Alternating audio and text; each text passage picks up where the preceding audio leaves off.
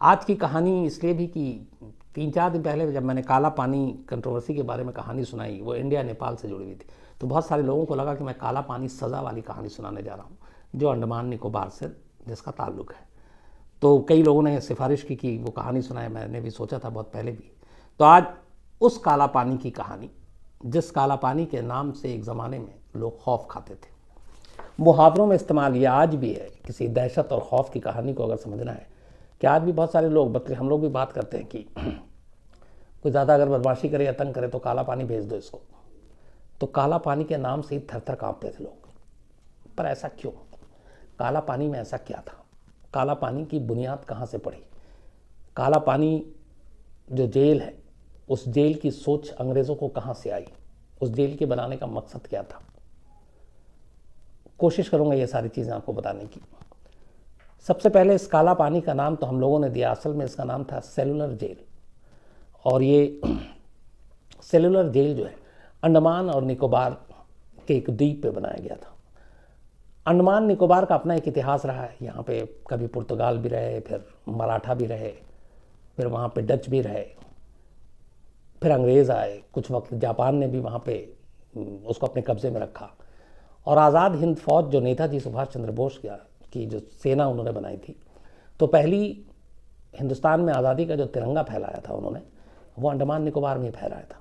और ये बात है 1942 में जापान ने अंग्रेज़ों से अंडमान को छीन लिया था, लेकिन फिर 46 में वापस, 44 में बल्कि सेकेंड वर्ल्ड वॉर के बाद अंग्रेज़ ने वापस अंडमान को पा लिया था। तो उस दौरान में जब जापान ने अंडमान पर कब्जा कर लिया, तो बाद में जापान के प्रधानमंत्री ने अंडमान निकोबार को नेताजी सुभाष चंद्र बोस के हवाले कर दिया था, क्योंकि उनकी और जापान की सेना में उस वक्त अच्छी खासी बनती थी, और वहाँ उन्होंने तिरंगा फहराया था। 572 अलग अलग द्वीप हैं अंडमान निकोबार के द्वीप समूह में, 572, लेकिन इनमें से सिर्फ 38 ऐसे द्वीप हैं जहाँ पे इंसान बसते हैं, जहाँ पे रिहाइश है, जहाँ लोग रहते हैं। 572 में से सिर्फ 38, बाकी पूरा पानी ही पानी है। पर कहते हैं कि इस द्वीप में जो ज़्यादातर हैं वो आदिवासी लोग, और उनका ताल्लुक अफ्रीका से था जब वो वहाँ आए। आज भी इस द्वीप की बहुत सारी आप तस्वीरें देखते होंगे जो शायद दुनिया में कटे हुए हैं बुरी तरह, और हम आप जैसे इंसान रहते हैं वो वैसे रहते भी नहीं। कपड़ा क्या होता है, खाना क्या होता है, उन्हें ये सब चीज़ें मालूम नहीं, और उनको बचाने के लिए बाकायदा हमारे यहाँ कानून है। वहाँ पे आप आम इंसानों की जाने पर रोक है। और लास्ट में कुछ साल पहले कुछ ऐसी तस्वीरें आ गई थी लोगों की, जिसको लेके बड़ा हंगामा हुआ था। तो उनको एक तरह से प्रोटेक्ट करने की कोशिश की जा रही है, और अलग अलग NGOs और गवर्नमेंट के बाकी तमाम लोग भी उनके लिए काम कर रहे हैं, उनकी मदद करते हैं। 1957 में जब गदर हुआ, जब 1857 का गदर, अंग्रेज़ों के ख़िलाफ़ एक बिगुल बजा आज़ादी के लिए, लोग अंग्रेज़ों से गुस्सा थे, तो उस वक्त बड़े पैमाने पर एक विरोध हुआ था अंग्रेज़ों के ख़िलाफ़। इस विरोध को किसी तरह से अंग्रेज़ ने कुचल दिया, लेकिन उस वक्त पहली बार अंग्रेज़ों को लगा कि ये विरोध अब आगे बढ़ेगा, और इसमें से जो लोग हैं, जो फ्रीडम फाइटर हैं, स्वतंत्रता सेनानी हैं, ये लोग, ये आगे चल के सिरदर्द बन सकते हैं। तो 1857 के गदर के बाद, विरोध के बाद जब ये शांत हो गया, तब अंग्रेज़ों को लगा कि ये जो स्वतंत्रता सेनानी है, जिस तरीके से ये लोगों को एकजुट करते हैं अपने अपने भाषणों से, नारों से, तो इनको रोकने के लिए इनको कहीं दूर रखना पड़ेगा, और स्वतंत्रता सेनानियों को कड़ी से कड़ी सज़ा देने के लिए एक ऐसी कोई जगह हो जहां उनको एक तो देश के उनके बाकी लोगों से अलग कर दें, और उनके ऊपर जो जुल्म ढाए उसके बारे में दुनिया को पता ही न चले। तो 57 के विरोध ने, 1857 की क्रांति ने पहली बार अंग्रेज़ों के दिमाग में ये बीज बोया कि हिंदुस्तान में एक ऐसी जेल होनी चाहिए जहां इन फ्रीडम फाइटर्स को सबक सिखाएं। उस वक्त तक बहुत सारे अंग्रेज़ अंडमान निकोबार में भी आकर रह रहे थे, और वो द्वीप चूँकि चारों तरफ पानी और बड़ा शांत सुकून, अकेले में सन्नाटा, वहाँ बहुत कम आम लोगों का आना जाना। तो उसी वक्त अंग्रेज़ों के दिमाग में आया कि क्यों ना इसी द्वीप में एक ऐसी जेल बनाई जाए जहाँ पे इन स्वतंत्रता सेनानियों को लाकर रखा जाए और उनको टॉर्चर किया जाए। तो उससे दो फायदे होंगे, एक, उनके ऊपर जुल्म ढाए जा सकेंगे, किसी को पता नहीं चलेगा, दो, उनको उनके लोगों से और बाकी क्रांतिकारियों से अलग थलग किया जा सकेगा। इसी सोच के आने के बाद पहली बार 1896 में अंग्रेज़ों ने सेलुलर जेल बनाने का फैसला किया, और 1896 में बनाने का काम शुरू हो गया। करीब 10 साल लगे 1906 में ये जेल बनकर तैयार हो गई। इस जेल को बनाने में भी सारे काम भारतीय मजदूरों से लिया गया और उन लोगों से लिया गया जिनको उस वक्त तक बहुत सारे ऐसे बंदी थे, उठा कर ला के अंडमान निकोबार में यूं ही खुले में कैद करके रखा जाता था। जेल तो थी नहीं और उनकी निगरानी होती थी, तो ऐसे लोगों को पकड़कर उनसे ही ये सारी जेल बनवाई गई। 1906 में जब ये जेल बनकर तैयार हो गई तब इसके बाद यहाँ पे अब कैदियों को लाने की बात शुरू हुई कि कैदियों को लाना है। और कहते हैं कि सबसे पहले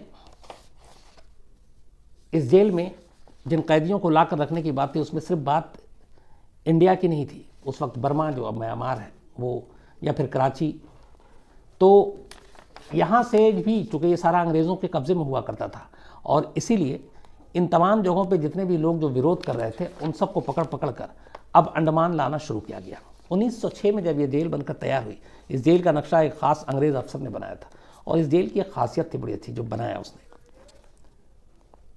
इस जेल में कुल इस तरीके से इसका नक्शा बनाया गया था कि बहुत कम पहरेदार भी पूरे जेल पे नज़र रख सकते हैं और इसीलिए इस जो नक्शा बनाया गया इसको ख़ास तौर पे इस बात का ध्यान रखा गया था कि यहाँ से कैदी कभी भाग ना सके। और जो जगह चुनी गई जेल बनाने के लिए वो बिल्कुल समंदर के उस जगह का हिस्सा था जहाँ चारों तरफ समंदर का पानी और मीलों सिर्फ पानी ही नज़र आता था और कुछ आपको दिखाई नहीं देता था। तो जब ये जेल बनकर तैयार हुई इसके बाद यहाँ कैदियों को लाकर रखने का काम शुरू किया गया। इस जेल को बनाने के लिए अंग्रेज़ों ने मेहनत भी बहुत की। इस जेल को जो बनाया गया वो लाल ईंटों से बनाया गया और ये ईंट बर्मा से लाई गई थी जो भी म्यांमार है। और कुल 7 विंग बनाए गए, 7 इस जेल के अंदर। और 7वां विंग ऐसे बनाया गया कि अगर आप उसको टॉप एंगल से देखें ऊपर से तो आपको साइकिल के पहिए की तरह दिखाई देगा जेल। 7 विंग अलग अलग और उसके एक सेंटर में इन्होंने एक टावर बनाया। उस टावर को इस तरीके से बनाया गया और 7 विंग के रास्ते इस तरीके से बनाए गए और उसके कॉरिडोर की वो एक टावर में बैठा हुआ एक शख्स एक वक्त में ही 7 के 7 विंग के कैदियों पे नज़र रख सकता कि कौन अपने सेल से निकला या कौन आ रहा है। तो इस तरीके से नक्शा तैयार किया गया था। 7 अलग अलग विंग, बीच में एक टावर, सबके रास्ते वो सिर्फ घूमना है उसको और वो देख के बता देगा कि कौन कहाँ है, जेल में सेल के अंदर से है या सेल के अंदर नहीं है। इस टावर में ही एक बहुत बड़ा घंटा भी था जिसको किसी भी आपात स्थिति में वो लोग बजाते थे। इस पूरे सेलुलर जेल के अंदर जो 7 शाखाएं थी इसमें कोई भी सोने का कमरा और बाकी चीज़ें नहीं बनाई थी। जेल के अंदर के हिस्से में सिर्फ और सिर्फ 698 कोठरियाँ थी, सेल, जिसमें कैदियों को रखना था। और इन सारे कोठरी बड़े छोटे छोटे 15 बाई 8 फीट और इन सारी कोठरियों में एक तरह से ही 3 मीटर की ऊंचाई पे एक छोटा सा रोशनदान था और इसके अलावा कुछ नहीं था। एक गेट जिसमें कैदी अंदर जाते कोठरी के और एक 3 फीट के ऊपर सिर्फ रोशनदान जिससे बेहद कम रोशनी आती। सबसे कमाल की बात यह थी कि इस जेल के चारों तरफ आमतौर पर जब हम जेल की बातें करते तो ऊंची ऊंची दीवार हम लोगों के जहन में आती है कि जेल की दीवार बड़ी ऊंची होती, भाग ना सके। सेलुलर जेल की दीवार सबसे छोटी रखी गई कि कोई भी कैदी आराम से उस दीवार को पार कर भाग सकता है। और ये जानबूझ के किया गया था इसलिए कि जो भागेगा वो सिर्फ मौत को दावत देगा। चारों तरफ समंदर का पानी, गहराई और कोई रास्ता नहीं। अगर आपके पास बोट जहाज़ नहीं है तो आप भाग नहीं सकते। इसीलिए जानबूझकर अंग्रेज़ों ने जेल तो बनाई, जेल के अंदर के इंतज़ाम पुख्ता किए, लेकिन जेल की तमाम दीवारें बहुत छोटी बनाई, उसकी हाइट कम थी क्योंकि उन्हें मालूम था कि यहाँ से जो भागेगा वो बचेगा नहीं। लेकिन एक बार 238 कैदियों ने इस सेलुलर जेल से भागने की कोशिश की। इसकी उन्होंने बहुत लंबी प्लानिंग बनाई। कुछ लोगों ने नक्शा, कुछ लोगों ने बाकी चीज़ें अपने अपने हिसाब से तय किया और बनाने के बाद फिर ये हुआ कि भागेंगे। जेल की दीवार को फांदना कोई मुश्किल काम नहीं था। तय वक्त के हिसाब से जो इन्होंने प्लानिंग की उस हिसाब से ये जेल से भागे, लेकिन वो फिर फंस गए क्योंकि चारों तरफ समंदर का पानी और ये मिशन फेल हो गया। 238 के 238 जो अपने अपने सेल से निकलकर दीवार की उस तरफ पहुँच चुके थे वो पकड़े गए। इस बात से अंग्रेज़ जेलर और तमाम लोग बड़ा नाराज़ हुआ। इसके बाद इनके ऊपर जुल्म ढाने शुरू हो गए। कहते हैं कि इतने जुल्म ढाए गए कि एक कैदी सिर्फ दहशत में उसने सुसाइड कर लिया। उससे अंग्रेज़ों का जुल्म सहा नहीं गया। उसे लगा कि उससे अच्छा मर जाओ। जेल से भागने की ये सज़ा मिल रही थी। तो जब एक कैदी ने सुसाइड कर लिया तो इससे जो अंग्रेज़ उस वक्त जेलर था, जो अफसर था, उसको इतना गुस्सा आया और उसे लगा कि ये कैसे हो सकता है, वो कैसे खुद को मार सकता है, ये काम हमारा है। इस गुस्से की वजह से उन 238 लोगों में से 87 लोगों को फांसी की सज़ा दे दी गई, जेल से भागने की कोशिश के इल्ज़ाम में। अगर वो सुसाइड नहीं करता तो शायद सिर्फ जुर्म चलता रहता, लेकिन उससे जेलर इतना गुस्सा हुआ कि वो कैसे मर गया। 87 लोगों को एक साथ फांसी की सज़ा दी गई और उन्हें फांसी पर चढ़ा दिया गया। इस जेल के अंदर की जो कहते हैं कि लोग, किसी को अगर पता चल जाता था कि इसको काला पानी भेजा है, तो परिवार वाले, दोस्त, बाकी लोग ये मान के चलते थे कि वो जिंदा कभी लौट कर नहीं आएगा। ये दहशत थी इस जेल की। कहते हैं कि सेलुलर जेल के अंदर कितने लोगों को अंग्रेज़ों ने फांसी दी 1906 से लेकर आज़ादी तक, 47 तक, इसका कोई रिकॉर्ड नहीं है, कोई हिसाब किताब नहीं है। कितने लोग कैसे मरे इसका कोई हिसाब किताब नहीं है। 1906 में ये जेल जब बनी थी, उससे लेकर 47 तक पूरे टॉर्चर और उसकी कहानियां, जो लोग कुछ बाद में बाहर आए उन्होंने जब बताया तो लोगों के रोंगटे खड़े हो गए थे।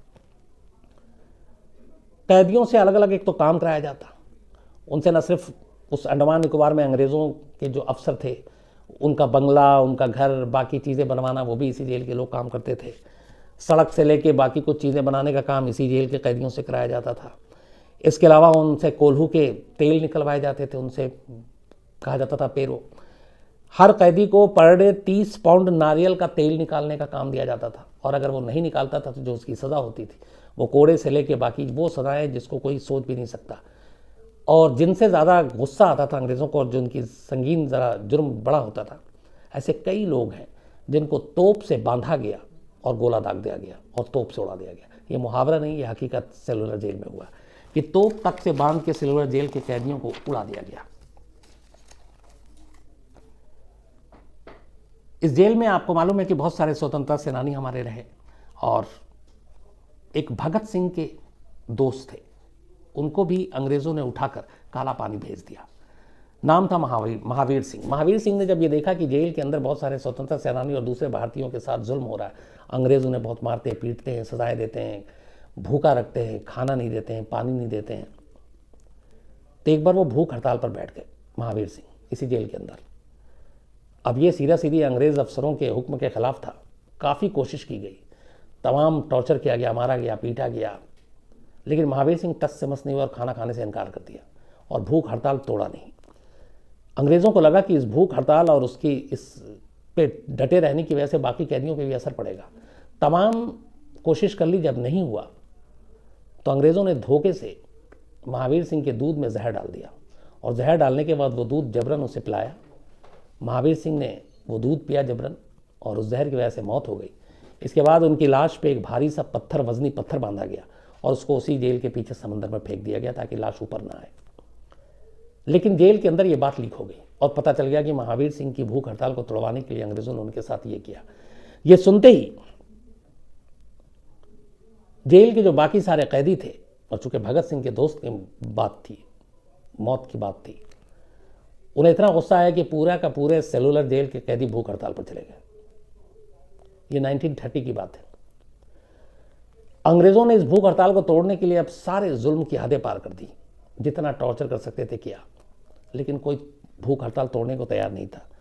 मामला इतना ज़्यादा बड़ा हो गया कि आखिर में महात्मा गांधी और रविंद्रनाथ टैगोर को इस मामले में हस्तक्षेप करना पड़ा। अंग्रेज़ सरकार से बात हुई और तब जाकर अंग्रेज़ सरकारों ने जो उनकी मांग थी बहुत सारी कैदियों की, वो मानी, और तब इन कैदियों ने अपना भूख हड़ताल तोड़ा। बापू को इसमें हस्तक्षेप करना पड़ा था। इसी तरीके से जितने नेता थे उनको एक सज़ा ऐसी दी जाती थी कि जो मैंने आपको बताया कि इस सेलुलर जेल की खासियत ये थी कि एक तो इसको बनाया ही गया था। सेलुलर जेल का मतलब ही ये था कि एक कैदी दूसरे कैदी से ना मिल सके। ये बेसिक थॉट और बेसिक सोच थी। सेल जो ऐसे बनाए गए थे, करीब 698 जो कोठरियाँ थी, काल कोठरियाँ, उसके दरवाजे ऐसे थे कि एक सेल के सामने दूसरा सेल हो ही नहीं सकता था, मतलब आप एक दूसरे को देख भी नहीं सकते थे। और सज़ा इसलिए दी जानी थी कि अकेले में रखो ताकि इन्हें अकेले में ज़्यादा तकलीफ और दर्द का एहसास हो। तो इन सारी चीज़ों ने कैदियों को वहाँ तोड़ कर रख दिया था। अब एक से एक स्वतंत्रता सेनानी, बहुत सारे आप लोगों को ही पता होगा, बटुकेश्वर दत्त, विनायक दामोदर सावरकर, वीर सावरकर, बाबूराव सावरकर, सोहन सिंह, मौलाना अहमदुल्ला, मौलवी अब्दुल रहीम सादिकपुरी, मौलाना फजल हक खैराबदी, एस चंद्र चटर्जी, डॉक्टर दीवान सिंह, योगेंद्र शुक्ला, वमन राव जोशी, गोपाल भाई, परमानंद, एक लंबी लिस्ट इन तमाम लोगों की थी जिनको यहाँ पे रखा गया और इनके ऊपर तमाम जुल्म ढाए गए। धीरे धीरे जब सेलुलर जेल और काला पानी की सारी चीज़ें देश में पता चलती गई तो आहिस्ता आहिस्ता ये एक पूरे देश में एक ये सोच हो गया था कि काला पानी जो गया इसका मतलब उसकी ज़िंदगी ख़त्म हो। लेकिन फिर वक्त करवट बदलता है और 1942 में जब सेकेंड वर्ल्ड वॉर चल रहा था तो जापान अंडमान तक पहुंच जाता है और वहाँ से अंग्रेज़ों को खदेड़ देता है। बल्कि कहते हैं कि कुछ अंग्रेज़ों को उसी सेलुलर जेल में ही कैद कर देता है जो अब तक वहाँ पे दूसरे कैदियों पे हुक्म चलाते थे। और उस 7 विंग जो थे जेल के उसमें से 2 विंग को तोड़ देता है जापान। अब बचते हैं सिर्फ 5। इसके बाद उस पर जापान का कब्जा रहता है। इस वक्त तक आज़ाद हिंद फौज नेताजी सुभाष चंद्र बोस वो अपनी लड़ाई लड़ रहे थे। तो जैसे ही जापान का कब्जा होता है अंडमान पर तो नेताजी भी अंग्रेज़ों के खिलाफ युद्ध का बिगुल बजा देते हैं और कहते हैं कि अब अंग्रेज़ भारत छोड़ो। जापानियों के साथ दोस्ती थी। थोड़े दिन के बाद ये बात है 23 मार्च 1942 को जापान ने अंडमान पे कब्जा किया और ये सेलुलर जेल काला पानी भी अब जापान के कब्जे में था। लेकिन जापान हिंदुस्तान के साथ हमदर्दी रखता था, ख़ासतौर पर नेताजी सुभाष चंद्र बोस के साथ। उसी की वजह से फिर बातचीत होती रही और 7 नवंबर 1943 को जापान ने अंडमान की पूरी सत्ता नेताजी सुभाष चंद्र बोस के हवाले कर दी और कहा कि आप आइए। नेताजी ने पहली बार तिरंगा अंग्रेज़ों के खिलाफ आज़ाद हिंदुस्तान का जो पहली बार फहराया वो अंडमान निकोबार में फहराया और उसके बाद सेलुलर जेल और ये तमाम जो कैदी थे वहाँ से वो रिहा कर दिए गए। लेकिन फिर 2 साल के बाद अंग्रेज़ों ने लगभग उस पर कब्जा कर लिया था। लेकिन 42 के बाद काला पानी के जुल्म की दास्तान धीरे धीरे ख़त्म हो जाती, क्योंकि जब 44-45 में फिर अंग्रेज़ वहाँ पे आता है तब तक अब ये हो चुका था, अंग्रेज़ भी मान चुका था कि अब इस देश में ज़्यादा रहना नहीं है, क्योंकि उस वक्त तक आज़ादी की लहर हर एक के दिल के अंदर थी और एहसास हो चुका था अंग्रेज़ों को कि अब यहाँ से बस निकलने का वक्त आ गया। तो फिर 42 से पहले तक जो सारी चीज़ें थी, बल्कि 1937 के बाद ही कैदियों को वहाँ से फिर बहुत सारी शर्तों के साथ अब तमाम जो चीज़ें हुई तो उनको निकालना शुरू कर दिया गया था। इसके बाद आज़ाद होता है हिंदुस्तान। आज़ाद होने के बाद अंडमान पे भी आज़ादी का परचम फहराता है और आज़ादी के बाद 2 और विंग भारत सरकार भी उसको तबाह कर देती है उस जेल की।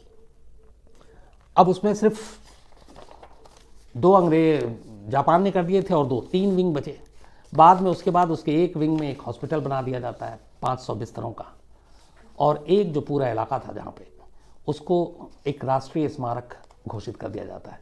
तो अब सेलुलर जेल काला पानी एक राष्ट्रीय स्मारक है और राष्ट्रीय स्मारक इसलिए बनाया गया क्योंकि ये जेल अंग्रेज़ों की नहीं थी। इस जेल को बनाने वाले सारे भारतीय थे, हिंदुस्तानी मजदूर थे, हिंदुस्तानी क्रांतिकारी थे। उनको पकड़कर उन्हीं से बनवाया गया और उन्हीं को वहाँ रखा गया था।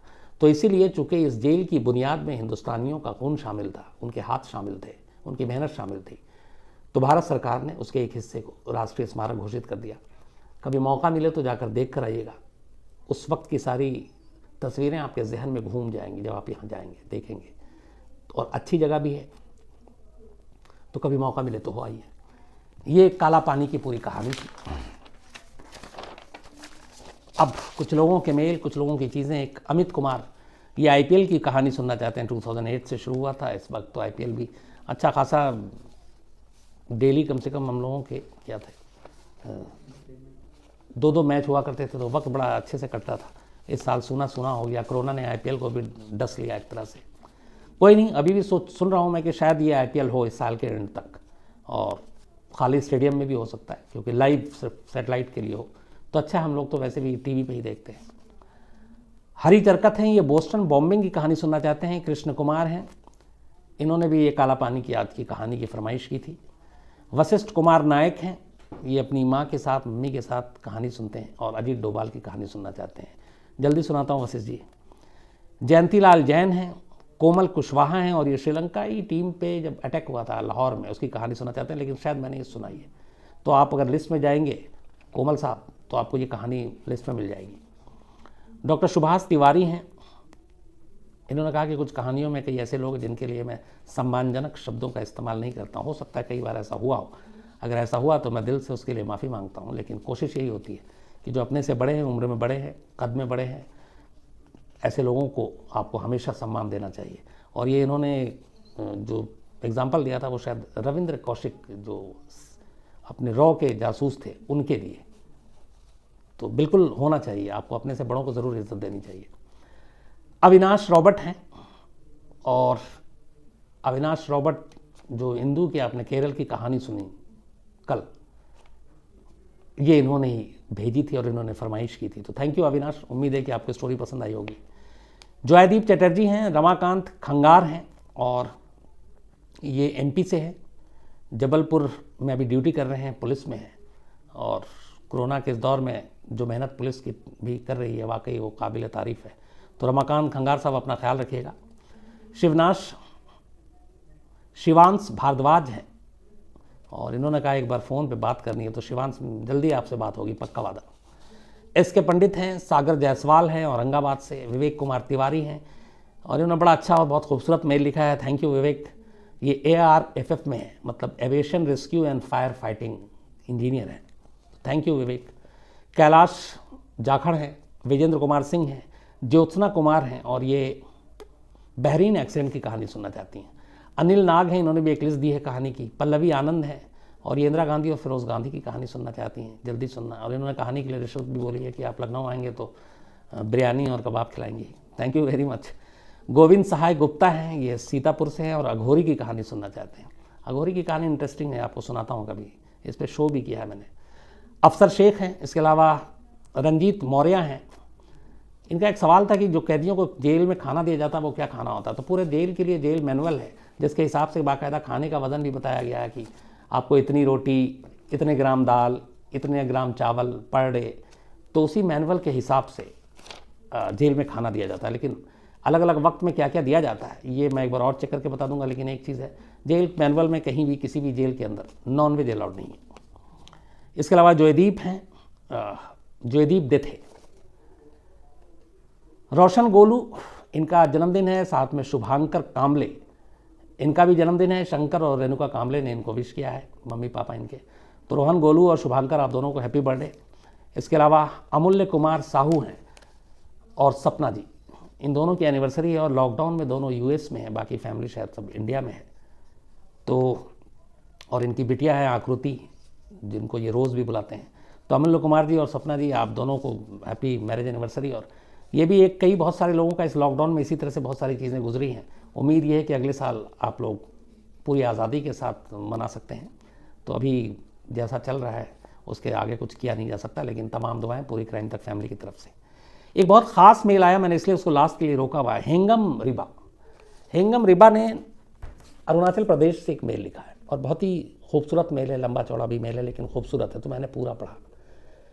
जो मैंने उस दिन कहानी सुनाई भारत और चीन के बारे में, और उसमें यह था कि अरुणाचल प्रदेश के सबसे ज़्यादा 14 ज़िले आते हैं। इन्होंने डिटेल में बताया है कि किस तरीके से चीन के बॉर्डर से जो अरुणाचल प्रदेश का कुछ हिस्सा लगता है वहाँ, और इधर के हालात क्या हैं। चीन की तरफ 2 वे सड़क है, हमारी तरफ सड़क है भी तो बहुत ही अच्छी हालत में नहीं है।